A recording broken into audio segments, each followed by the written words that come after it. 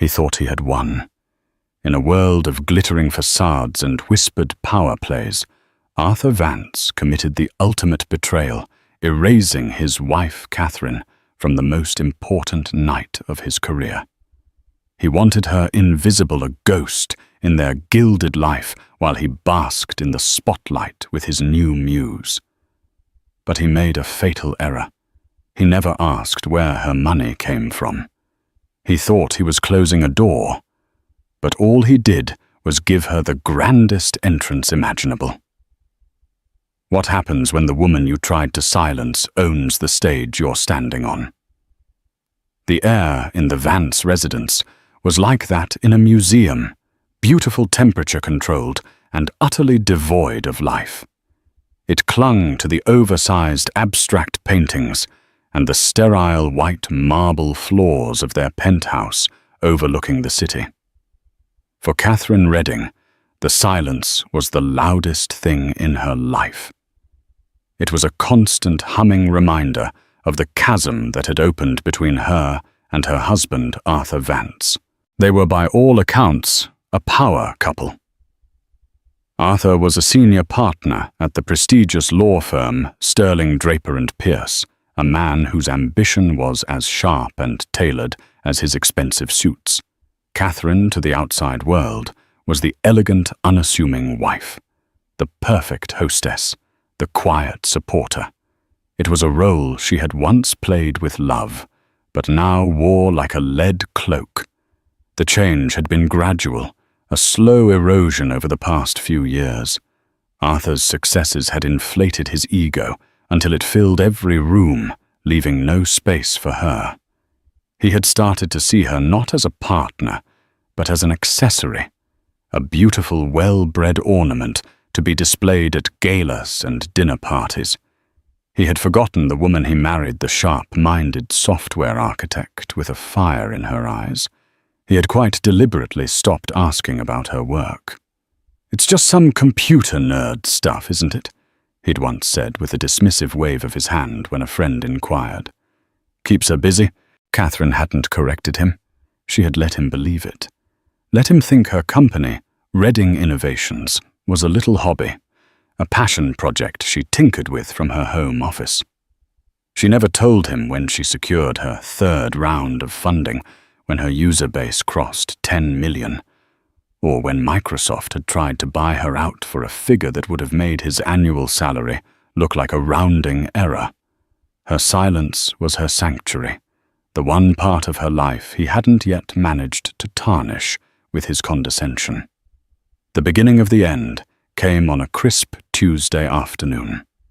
Catherine was in her office, a sleek minimalist space that contrasted sharply with the rest of the penthouse, deep in a conference call with her development team in Zurich. They were finalizing the rollout of Athena, a revolutionary data encryption software that was already making waves in the tech industry. The preliminary reports from the beta testers are flawless. Catherine, her lead engineer. "Marcus Thorne," said his voice, buzzing with excitement through the speaker. "The security protocols are holding. We've thrown everything we have at it, and it's a fortress." A rare, genuine smile touched Catherine's lips. "Excellent work, Marcus. Let's stick to the schedule. I want to be ready for the Q4 launch." She ended the call the feeling of pride and accomplishment, a warm current in her veins. This was hers. She had built this from the ground up, fueled by late nights' relentless determination and an unshakable belief in her vision. The door to her office slid open without a knock. Arthur stood there, holding a thick, cream-colored envelope. He didn't acknowledge her call or the schematics on her screen. His focus was solely on the invitation in his hand. "It's here," he announced, his voice booming with self-importance. "The invitation to the Starlight Foundation Gala." Catherine swiveled in her chair. The Starlight Foundation was the city's most prominent children's charity, and its annual gala was the absolute pinnacle of the social calendar. It was a night of immense networking where fortunes were donated and careers were made. For Arthur, whose firm represented the foundation, it was the most important night of the year. "That's wonderful, dear," she said, her voice even. He strode into the room, placing the envelope on her desk, but keeping his hand firmly on it. "This year is different. I'm on the host committee. Jonathan Sterling himself told me my speech this year is crucial for locking in the Henderson account." He was practically vibrating with nervous energy and ambition. "Everything has to be perfect." Catherine looked at the invitation. "Mr. Arthur Vance and guest," it read. Not Mr. and Mrs. Arthur Vance. A small detail, perhaps a simple oversight by the event planners, but in the context of their marriage, it felt like a paper cut, small but sharp and stinging. "And guest?" she asked, raising a delicate eyebrow. Arthur had the decency to look momentarily flustered. "It's a standard format they use, darling. Don't be pedantic. Obviously, you're my guest." He said the word guest as if he were bestowing a great honor upon her. As if she were a stranger, he was magnanimously agreeing to escort. He didn't see the flicker of hurt in her eyes, or if he did, he chose to ignore it. He was too busy looking at his own reflection in the darkened glass of her monitor. "I'll need you to wear the sapphire dress." He continued, already planning the evening as if it were a military campaign. "The one we bought in Milan. And please, let's have your hair done professionally. No tight bun. Something soft. Approachable. Approachable." Catherine repeated the word, tasting like ash in her mouth. "Yes. And darling," he added, his tone shifting to one of strained patience when we're there, "perhaps you could mingle less, or at least stick to the other wives.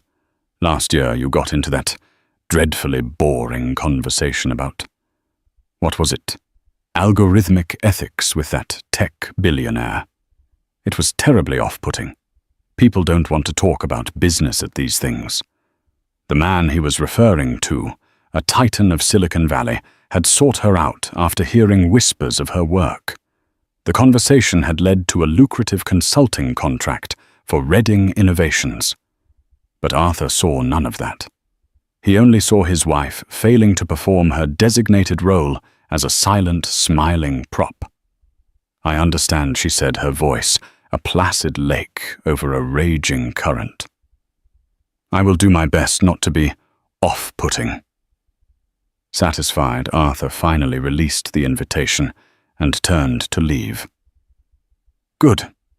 This is my night, Catherine. Our future at the firm. My path to a named partnership. It's all riding on this. I can't afford any distractions." As the door slid shut, Catherine stared at the invitation. Mr. Arthur Vance and guest. A guest in her own life, an accessory to his. The warmth from her successful call with Marcus had vanished, replaced by a familiar, chilling cold. She looked at the reflection in the monitor past Arthur's fleeting image and saw herself. She saw the exhaustion in her eyes, but underneath it, a flicker of the fire he thought he had extinguished. He had called the evenings his night. He had said he couldn't afford distractions. He had no idea she thought a grim sense of resolve beginning to form, just how big of a distraction she could be. The gilded cage had become a prison, and she was finally ready to find the key. She just didn't realize that Arthur was about to hand it to her himself. Arthur Vance felt a surge of triumphant power as he walked down the hallowed halls of Sterling, Draper and Pierce. The rich mahogany walls adorned with portraits of stern-faced founders seemed to approve of him. He was a man on the ascent, and the Starlight Gala was to be his coronation. But a nagging unease picked at the edges of his confidence, Catherine. She was becoming unpredictable. Her quietness, which he had once mistaken for compliance, now felt like a form of judgment. The way she looked at him over dinner, her eyes unreadable, made his skin crawl. He hated that he couldn't decipher her, that a part of her remained stubbornly her own. And her hobby, Reading Innovations, was a source of constant low-grade irritation. He didn't understand it, so he dismissed it. It was easier than admitting his wife might be brilliant in a field he couldn't comprehend. His unease crystallized into a concrete plan during a lunch meeting 2 weeks before the gala. The meeting was with Juliet Thorne. Juliet was a junior associate at the firm, but she moved with the predatory grace of a panther. She had sharp, intelligent eyes, a razor wit, and an ambition that rivaled Arthur's own. She had attached herself to him ostensibly as a mentee, but the dynamic was far more charged. She flattered his ego, hung on his every word, and made him feel like the titan of industry he so desperately wanted to be. She was everything he thought he wanted, ambitious, focused on his world, and utterly unimpressed by anything outside of it. They were seated at the Capitol Grill, a steakhouse where deals were sealed over $100 ribeyes. Jonathan Sterling was singing your praises in the partners' meeting this morning, Juliet said, leaning forward, her voice a low purr. He said the Henderson account is practically yours if the gala goes smoothly. It will, Arthur said, straightening his tie. There's just the matter of the guest list. Juliet took a delicate sip of her wine. Oh, is there a problem? Arthur hesitated, feigning casualness. Catherine, she's not been herself lately, very wrapped up in her little projects. I worry she'll be a distraction. You know how she can be talking about things no one understands. It's not the right image. Juliet's expression was a masterpiece of calculated sympathy. That must be so difficult for you, Arthur. To be on the cusp of something so great and have to worry about your partner reflecting the right image. Image is everything in our world. She paused, letting the implication hang in the air. The invitation did say, and guest, didn't it?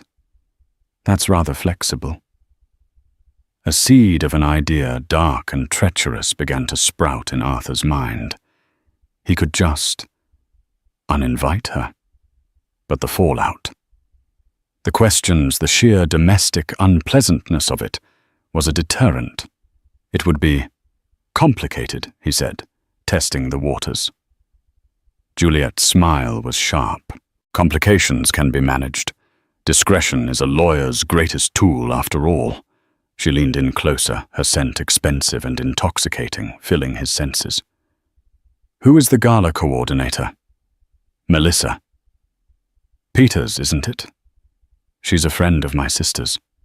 A single phone call, a plausible reason, a sudden illness, perhaps, a prior, unavoidable commitment that she simply forgot about. It would be a shame for her to feel pressured to attend if she's not feeling up to it. It would be a kindness, really. You'd be sparing her an evening she clearly wouldn't enjoy. Juliet was a master at reframing betrayal as consideration. She was giving him not just a plan, but a justification. He wouldn't be a villain. He would be a thoughtful husband. The idea took root and grew its thorny vines wrapping around his ambition. The vision of the gala solidified in his mind him at the podium, powerful and articulate. Juliet at his table, looking up at him with undisguised admiration. And Catherine would be at home, out of sight and out of mind, tending to her. Whatever it was she did. The next day, Arthur made the call. He waited until Catherine had left for a rare off-site meeting she hadn't bothered to explain.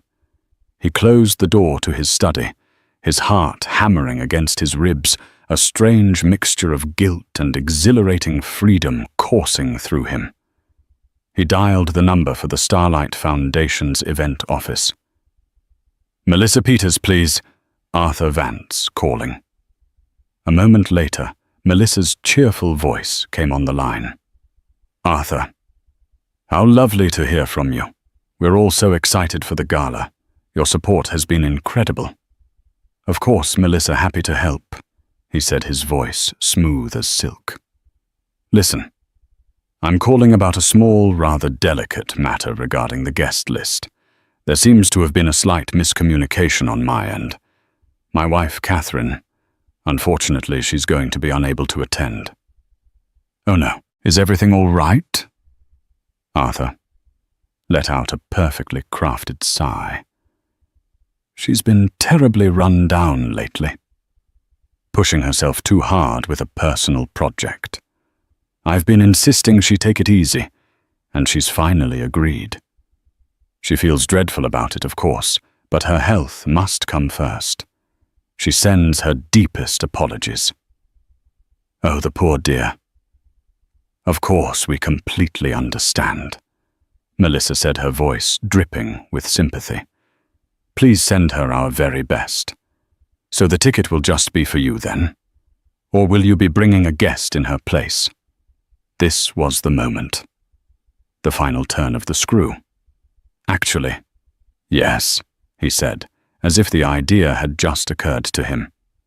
One of my junior associates, Juliet Thorne, has been instrumental in preparing the briefing for the Henderson account. It would be an invaluable experience for her. Would it be possible to have the name on the seating card changed to hers? Not a problem at all, Arthur. Consider it done. We'll have a place card for Ms. Juliet Thorne at your table. Thank you, Melissa. You're a lifesaver. I appreciate your discretion. Of course. He hung up the phone, a wave of relief washing over him. It was done. It had been so easy. He had surgically removed Catherine from his big night. He stood up and walked to the window, looking down at the city that felt like it was finally his for the taking. He felt no remorse, only a cold, clean sense of efficiency. He had identified a problem, an unpredictable variable, and he had eliminated it. That evening he was unusually charming to Catherine. He brought home a bottle of her favorite Chardonnay and didn't once mention the gala. He asked a perfunctory question about her day, and when she gave a vague answer, he accepted it without pressing. He was playing the part of the loving husband, a final deceptive performance before the curtain rose on his solo act. He watched her across the dinner table, this woman who was now a stranger to him. She was quiet, her thoughts hidden behind a calm facade. He mistook her silence for ignorance. He mistook her poise for passivity. He believed with the full force of his arrogant heart that she had no idea what was coming. He was convinced he held all the cards, blissfully unaware that Catherine wasn't just playing a different game. She owned the entire casino. The weeks leading up to the gala were a masterclass in domestic theatre. Arthur was solicitous and attentive in a way he hadn't been for years, a performance of marital bliss designed to mask his treachery. He spoke of the gala with an air of detached importance, never once mentioning her attendance directly. He would talk about his speech, the seating chart, the importance of the Henderson account, all while carefully avoiding the one topic that should have been central, what she would be doing that night. Catherine, for her part, played her role with unnerving perfection. She listened patiently, offered vague pleasantries, and never ever asked the obvious question, "What time should we leave?" Her silence was a mirror reflecting his deception back at him, but he was too blinded by his own reflection to see it. He believed he was getting away with it. The discovery, when it came, was not a dramatic confrontation. There was no screaming match, no tearful accusation. It was quiet, digital, and devastatingly precise. Catherine was in her office a week before the event. She was preparing for a quarterly board meeting for Reading Innovations. Her company had grown far beyond a hobby. It was now a silent giant in the tech world, with a board of directors composed of some of the sharpest minds in finance and technology.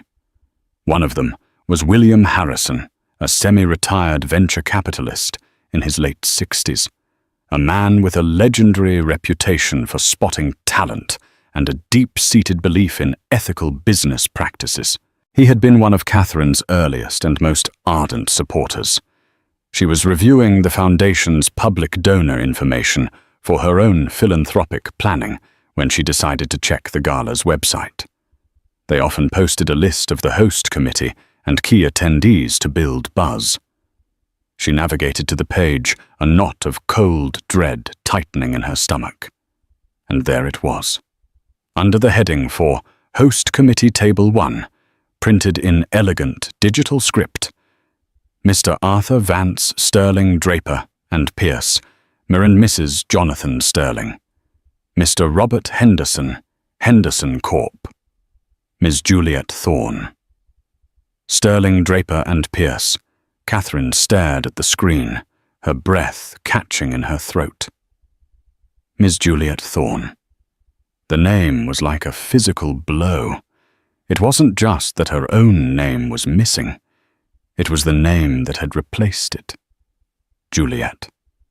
The slick, ambitious associate Arthur had been mentoring.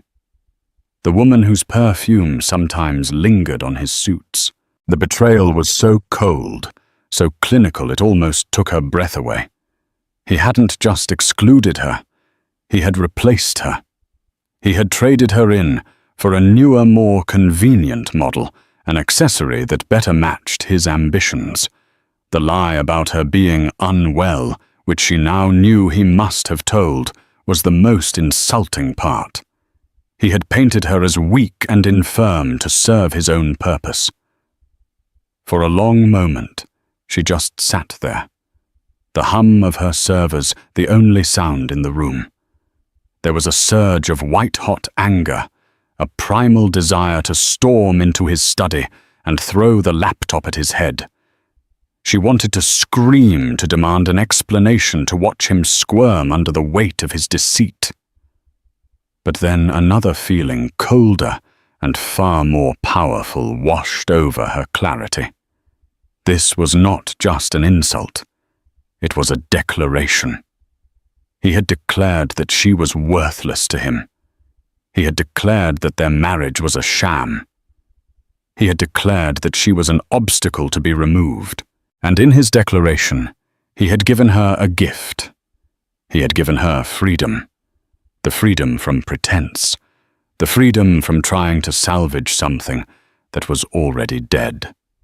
The freedom to be exactly who she was, without apology. She didn't confront him. To do so would be to play his game, to descend into a messy emotional battle that he would twist and manipulate. He would call her hysterical paranoid. He would gaslight her into believing she was overreacting. No. A quiet execution was required. Her fingers, steady and deliberate, moved from the mouse to the telephone. She didn't call Arthur. She didn't call a divorce lawyer, not yet. She called Marcus Thorne, her brilliant lead engineer and trusted second in command. "Marcus," she said, her voice devoid of any emotion, "cancel my appointments for the rest of the afternoon, and get me William Harrison on the line. Tell him it's about the Starlight Foundation." There was a pause on the other end. Marcus was perceptive. He knew her tone. This wasn't a business call. This was something else. "Right away, Catherine," he said, no questions asked. While she waited for the call to be connected, Catherine opened a new file on her computer. It was a secure, encrypted document. The title she typed was simple, "Exit Strategy." A few minutes later, her private line buzzed. "Catherine, my dear." William Harrison's warm, gravelly voice filled the room. "Marcus said it was urgent. Is everything all right with the Athena launch?" "The launch is perfect, William," Catherine said, a new steely resolve hardening her voice. "Everything is going according to plan. In fact, I'm thinking of moving up the timeline for our new philanthropic division." Oh, Harrison sounded intrigued. I thought that was a year away. Plans change, Catherine said, her eyes flicking back to the guest list on her screen. I've just been made aware of a charity that I believe aligns perfectly with the values of Reading Innovations. The Starlight Foundation. A fine organization, Harrison agreed. Old money a bit stuffy for my taste, but they do good work for the children. Indeed, Catherine said. Their annual gala is next week. I understand they're still looking for a primary sponsor for the event. The Starlight sponsor, I believe they call it. The one that gets top billing. Harrison was silent for a moment, the gears turning in his shrewd mind. He knew Catherine. He knew her methodical nature. This was not a whim. That's a 7-figure commitment, Catherine. A very public one. I'm aware of the cost, she replied, her voice unwavering. And the visibility is precisely the point. William, I need you to make a call. I want Reading Innovations to be the sole premier sponsor of the Starlight Foundation Gala. I want our name on everything. The banners, the program, the stage. And I want it done by the end of business tomorrow. Can you make that happen? There was another longer pause. William Harrison didn't get to where he was by being slow on the uptake. He could sense the undercurrents, the unspoken story behind this sudden, massive commitment. He didn't need to know the details. He just needed to know his faith in her was well placed. Consider it done, he said, finally, a hint of admiration in his voice. They'll be falling over themselves. The publicity for us will be immense. The publicity is secondary, Catherine said softly, her gaze locking onto the name Juliet Thorne. This is about sending a message, a clear, unambiguous message. She ended the call and leaned back in her chair. The anger had subsided, replaced by an icy calm. Arthur thought he was closing a door on her. He had no idea she was about to buy the entire building and evict him. The game had changed. He had made his move, and now she was about to make hers, and it would not be a quiet one. The week that followed was a marvel of silent, furious activity. For Arthur, it was a week of blissful ignorance. He was consumed with polishing his speech, coordinating with Juliet on talking points, and basking in the preemptive glory of his impending triumph. He saw Catherine's quiet demeanor as submission, her long hours in her office as her retreating into her irrelevant world. He felt smug, secure, and utterly in control. For Catherine, it was a week of strategic warfare, waged not with shouting and tears, but with emails, conference calls, and the silent, immense power of her wealth. She was not a woman scorned. She was a CEO executing a hostile takeover of her own narrative. Her first move after securing the premier sponsorship through William Harrison was to place a call to Melissa Peters at the Starlight Foundation. She didn't mention Arthur. She introduced herself as the CEO of Reading Innovations, the gala's new Starlight sponsor. Melissa was flabbergasted and ecstatic. Ms. Reading, I'm speechless. Your generosity is simply overwhelming. Mr. Harrison explained that you wished for us to proceed with the utmost discretion until the night of the gala. That is correct, Melissa, Catherine said, her voice cool and professional. My company values privacy. We prefer our work to speak for itself. However, I will be attending, of course. I'll need a seat. Of course. Absolutely. We have you at the head table naturally, Melissa stammered frantically, looking at her seating chart. Oh, there seems to be a slight issue. Table 1 is the host committee. Table headed by Arthur Vance of Sterling, Draper and Pierce. He has a full guest list. Catherine let the silence hang for a beat. I'm sure Mr. Vance whose firm does so much work for the foundation, will be more than happy to accommodate the event's primary sponsor. Please add a seat for me at that table. I'm sure you can make it work." Her tone was polite, but left no room for negotiation. "Yes, of course, Ms. Redding. Right away." "One more thing, Melissa," Catherine added. "Under no circumstances are you to inform Mr. Vance of this change, or of my company's sponsorship. Let's keep it a surprise for the evening. A little dramatic flair for the big reveal, don't you think?" Melissa, picturing the dramatic moment a mystery benefactor would be revealed, readily agreed. "A wonderful idea, Ms. Redding. It will be the talk of the town." Next, Catherine focused on her appearance. Arthur had wanted her to be soft and approachable. He had requested the Milan sapphire dress. Catherine sold the dress online that afternoon. Then she made a call to a private couturier, a woman known for creating gowns that were less dresses and more works of art armor for the modern woman. "I need something for a gala," Catherine explained, over a video call, the designer's chic Parisian studio in the background. "The theme is starlight. I am not a guest. I am the main event. I want to look like I own the stars, not just gaze at them." The designer's eyes lit up with creative fire. They settled on a design of midnight black silk, custom woven with fine platinum-like threads that would catch the light like a constellation. It would be sleeveless with a sharp architectural neckline that conveyed power, not pliability. It was a gown that would demand attention, a dress that did not ask for permission. To go with it, she commissioned a striking necklace and earrings, not of soft diamonds, but of raw, uncut sapphires, set in jagged, modern platinum. Beautiful, but with an edge of danger. While her public armor was being forged, Catherine worked on her business. She called a special meeting with her PR and marketing team. "The Athena project is launching in Q4, she told them, her voice ringing with authority. "But I want the pre-launch buzz to begin next week, specifically on the night of the Starlight Gala. I want a coordinated press release to go out to every major tech and business journal at precisely 9:00 p.m. that evening.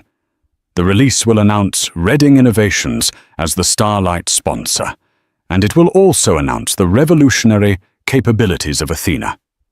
I want our stock price to be the second biggest story of the night." Her team, sensing the shift in their usually reserved CEO, scrambled to comply, a current of excitement running through them. Finally, she prepared herself. This wasn't just about humiliating Arthur. That was a byproduct, a satisfying one, but not the ultimate goal. The goal was her liberation. It was about drawing a line so deep and clear in the sand that he could never cross it again. It was about reclaiming her identity, not as Mrs. Arthur Vance, but as Catherine Redding, founder and CEO of a company she had built from nothing. On the night of the gala, the penthouse was still and quiet. Arthur was in their master suite, whistling as he put on his tuxedo.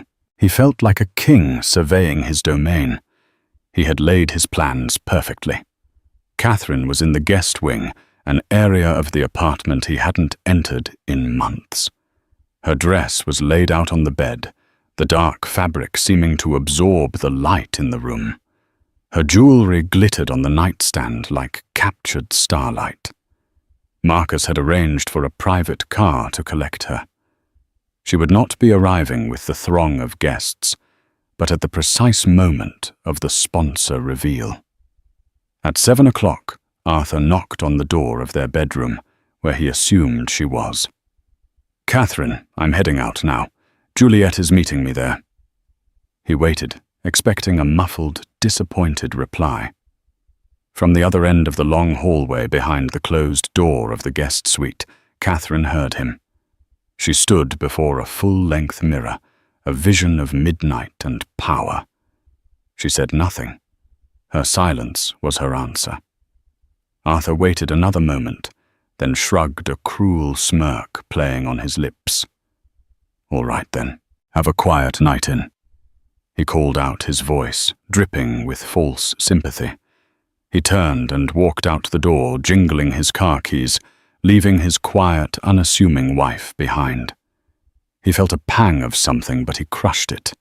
It was the price of ambition, he told himself. Catherine watched from her window as his car pulled away from the curb, a sleek silver bullet disappearing into the city's glittering chaos.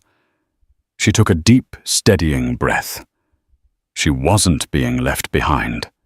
She was being unleashed. The architect had laid the plans. The trap was set. Now all she had to do was make her entrance. The grand ballroom of the Fairmont Hotel was a symphony of opulence.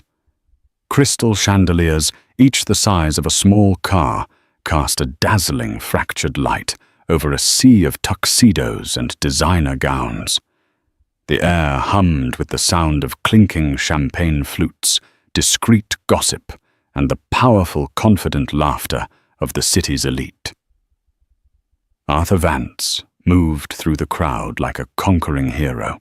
With the stunning Juliet Thorne on his arm, he felt invincible. Her dress was a vibrant crimson, a stark and deliberate contrast to the soft look he had demanded of Catherine. She was a statement piece, and her presence signaled his new direction. "You've truly outdone yourself, Arthur," Jonathan Sterling, the firm's senior partner, said, clapping him on the back. "A full table Henderson is here. The night is already a success." "We aim to please, Jonathan," Arthur replied smoothly, squeezing Juliet's hand. "We're just getting started." He seated himself at the head table, right in the center, a king holding court. He surveyed the room, a deep sense of satisfaction settling in his chest. Everything was perfect. Every person was in their place. Across the table, Robert Henderson, the billionaire CEO whose account he was courting, gave him a cordial nod. Juliet was whispering something amusing to the wife of another partner. There was no sign of Catherine. No awkward questions, no prying eyes. He had achieved a clean cut. The evening progressed exactly as he had envisioned. The dinner was exquisite, the wine flowed freely, and the preliminary speeches were brief and witty. Arthur felt the warm glow of success and several glasses of champagne. He leaned over to Juliet, his voice a low murmur. "See? What did I tell you, Flawless?" "You were right," she whispered back, her eyes gleaming. "No distractions, just you." Finally, the moment arrived. The lights dimmed slightly, and the chairman of the Starlight Foundation, a respected philanthropist named Mr. Alistair Finch, took to the stage. "Good evening, ladies and gentlemen, and welcome," he began, his voice echoing through the ballroom. "On behalf of the children, we thank you for your incredible generosity tonight. We have raised a record-breaking amount, and it is thanks to every single one of you." A polite round of applause rippled through the room. "But every year," Finch continued, his tone becoming more dramatic, "there is one donor whose contribution transcends generosity. One partner who steps up to become the very foundation of this event. Our Starlight sponsor." Arthur sat up straighter, a self-satisfied smile on his face. He knew the usual corporate sponsors. It would be a bank or a major corporation. He was ready to lead the applause for whichever faceless entity had paid for the night. "This year we were approached by a new partner," Finch announced, a genuine sense of excitement in his voice. "A true visionary, a silent force in an industry that is all about noise. A leader who has built an empire not on who they know, but on what they can create." A murmur went through the crowd. This was not the usual script. Arthur glanced at Juliet, a flicker of confusion in his eyes. Juliet shrugged, equally perplexed. This company and its founder represent the future, Finch boomed. They represent innovation integrity and the brilliant, unstoppable power of a single revolutionary idea.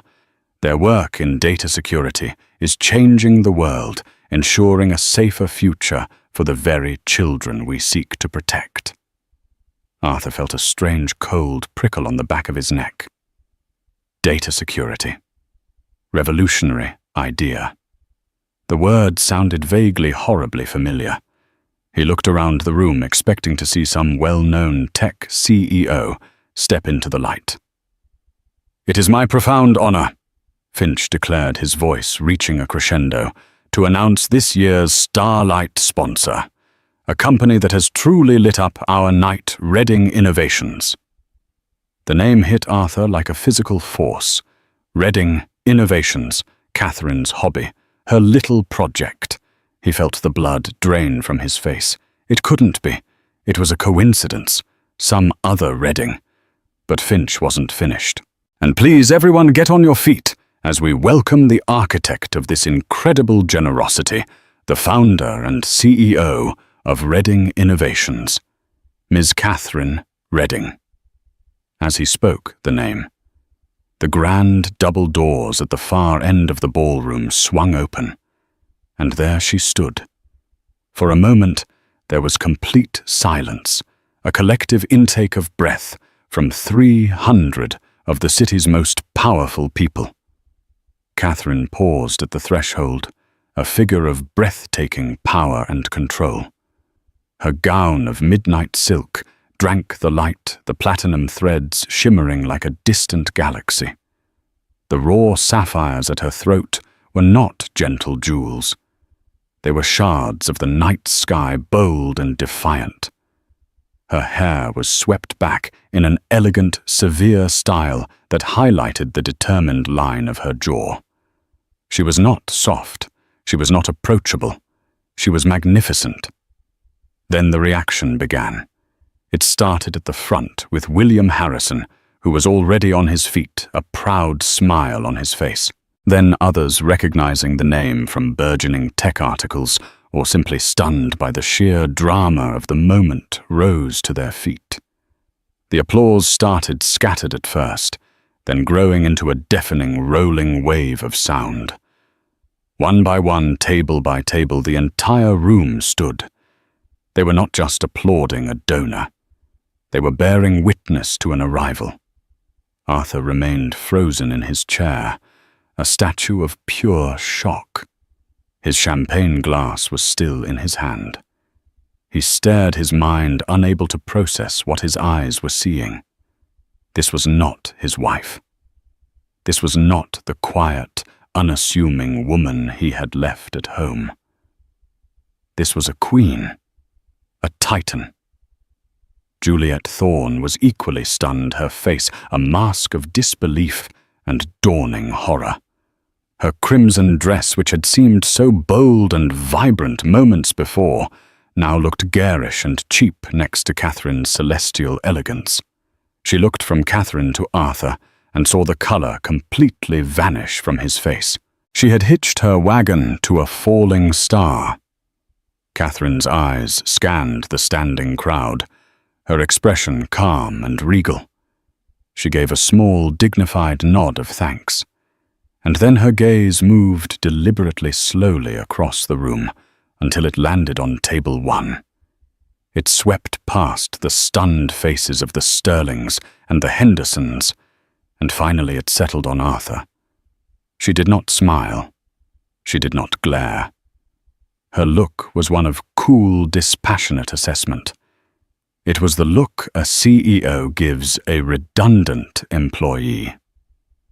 A look that said, "You are irrelevant." As the applause thundered around them, Catherine began to walk. She didn't hurry. Her steps were measured, her posture perfect. She moved through the standing crowd who parted for her, as if by royal decree. Her destination was clear, the empty seat at the head table. The seat that Melissa Peters had, as instructed, squeezed in between Arthur Vance and Jonathan Sterling. the seat that now indisputably belonged to her. The sound hit Arthur first. It wasn't just applause. It was a physical force, a concussive wave of sound that seemed to press him down into his velvet-upholstered chair.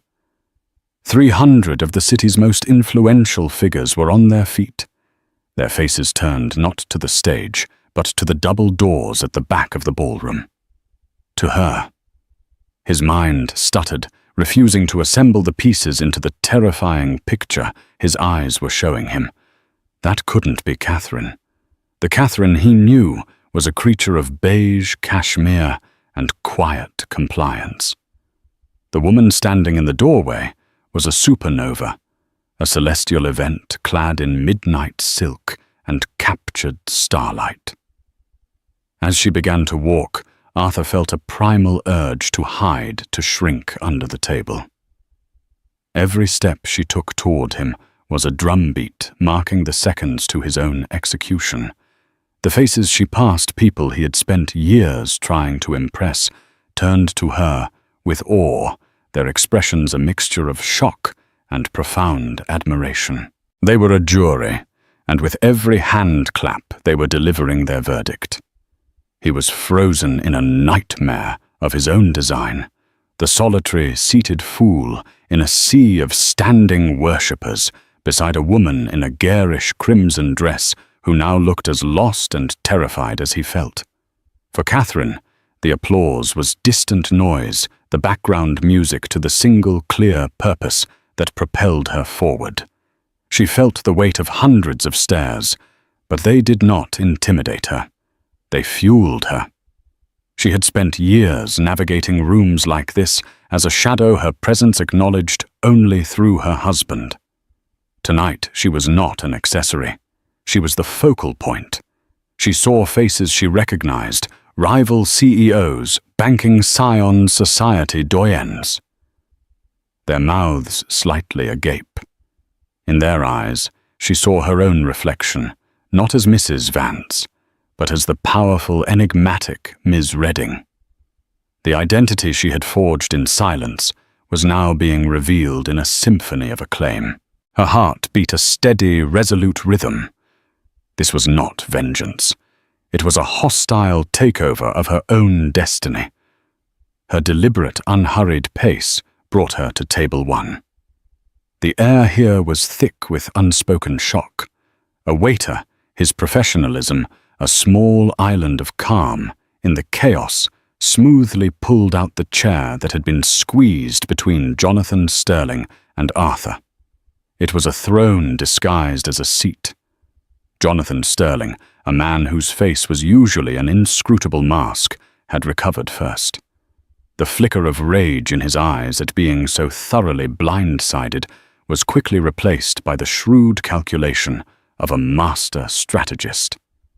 He saw the new chessboard laid out before him. "Catherine," he boomed, his voice a theatrical performance of delight as he took her hand. His grip was firm, respectful. "My dear, we are speechless. Absolutely speechless." He wasn't just being polite. He was publicly aligning himself with the new center of power. "Your generosity, your vision, it is a profound honor to have you with us." Catherine inclined her head, accepting the tribute. "Jonathan, a pleasure to see you looking so well." Her calm reply was a masterstroke, establishing that she was not overwhelmed, but entirely in her element. She then turned to Robert Henderson, the billionaire whose account Arthur had been so desperate to land. Henderson, a gruff, self-made man, with no patience for pretense, was already on his feet, his grin wide and genuine. He admired strength, and he was looking at its personification. "Ms. Redding," Henderson said, bypassing Sterling to shake her hand. "The honor is all mine. I just read a preliminary brief on ethical data encryption last month. I had no idea the mind behind it was right here in our city. Arthur, you sly dog. You never mentioned your wife was a titan." The comment was ostensibly a compliment to Arthur, but the undertone was sharp questioning. Arthur felt a flush of heat crawl up his neck. He saw a lifeline and grabbed it with clumsy desperation. He pushed himself to his feet, trying to arrange his face into a mask of proud, surprised delight. "Darling," he exclaimed, his voice a strained, unnatural imitation of joy. "What a surprise! You should have told me you were planning something so spectacular. I was so worried when you said you felt unwell." He reached for her arm, attempting to reclaim his role as the husband, the one who was in on the secret. Catherine moved her arm just slightly, an almost imperceptible motion, but enough that his hand grasped only empty air. She looked at him, then truly looked at him, and her gaze was as cold and clear as Arctic ice. "Unwell," she repeated, her voice dangerously soft, yet it cut through the lingering buzz at the table. "No, Arthur. I believe the word you're looking for is underestimated. But I've never felt better." The public rejection, the quiet correction of his lie, landed like a perfectly thrown dagger. Arthur flinched, his pathetic smile dissolving. The blood drained from his face, leaving behind a waxy pale sheen. Having dismissed him, Catherine's gaze swept past him and settled for the first time on Juliet Thorne. Juliet, who had been frozen in a state of horrified paralysis, visibly shrank under the cool, appraising look. It was not a look of anger or jealousy. It was a look of utter indifference, the kind one gives to a piece of lint on an otherwise perfect garment. Catherine did not raise her voice. She did not need to. She gestured almost imperceptibly to a passing captain. "Excuse me," she said, her tone one of polite concern. "I believe there has been a seating error. This young lady seems to have lost her way from the junior associates section over there." She gestured vaguely toward the back of the ballroom. "Perhaps you could help her find her correct table." The humiliation was absolute, a masterpiece of public execution. She hadn't called Juliet a home wrecker or a schemer. She had done something far worse. She had rendered her completely and utterly insignificant. A lost intern. A non-entity. Juliet's face, already flushed, turned a deep, blotchy scarlet. Her eyes darted to Arthur, pleading for him to say something, to defend her, to do anything. But Arthur was a hollowed-out man, incapable of defending himself, let alone her. He just stared at his plate, his world collapsing inward. With a choked sob, Juliet grabbed her ridiculously small, ridiculously expensive clutch bag, her hands trembling. She pushed her chair back so violently it nearly toppled over. Without a single word, she turned and fled, weaving through the tables in a walk of pure shame, the whispers and stares of the city's elite following her like vultures. Arthur watched her go, another pillar of his fantasy world turning to sand. And in that precise moment, as if orchestrated by a vengeful god of timing, a new sound filled the room. It started as a few isolated vibrations, then spread a digital wave washing over the ballroom. It was the synchronized buzz and chime of hundreds of smartphones receiving a notification. At exactly 900 p.m., Catherine's pre-timed press release had gone live. Jonathan Sterling, ever the professional, discreetly pulled his phone from his pocket. His eyes scanned the screen, and his jaw tightened. He read the headline from the Wall Street Journal. Redding Innovation's secret CEO. Catherine Redding revealed in seven-figure philanthropic coup, announces revolutionary Athena encryption suite. The story wasn't just about the gala.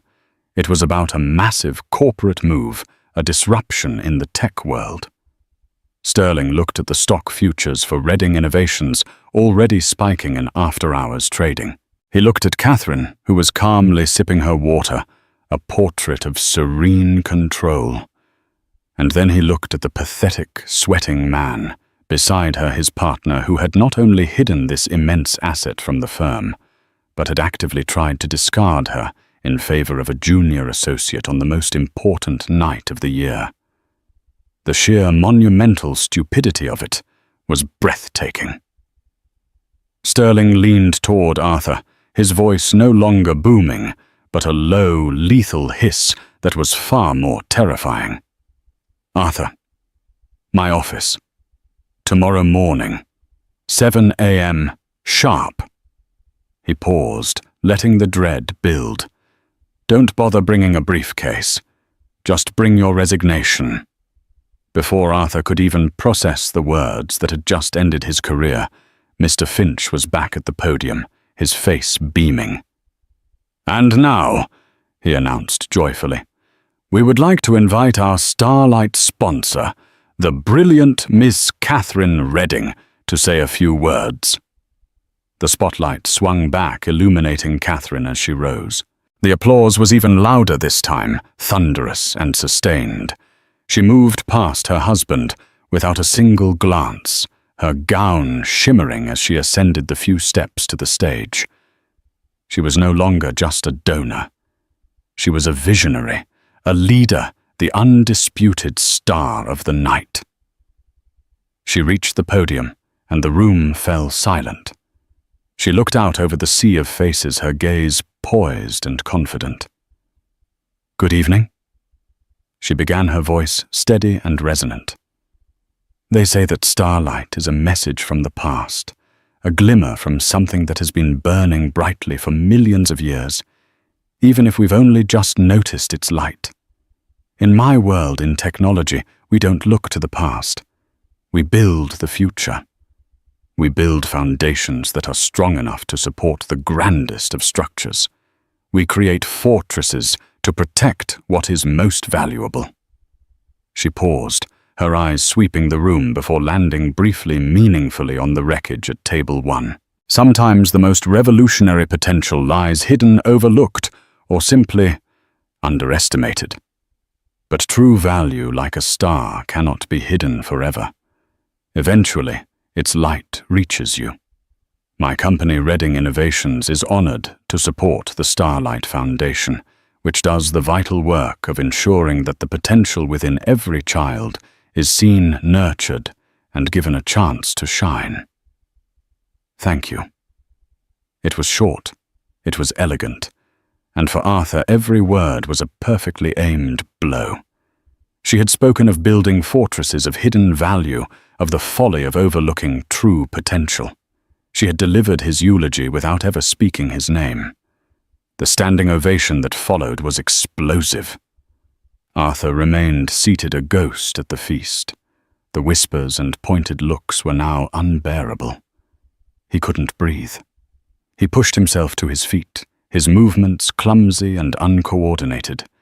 He turned his back on the stage, where his wife was being celebrated, and began his own walk of shame. No one tried to stop him.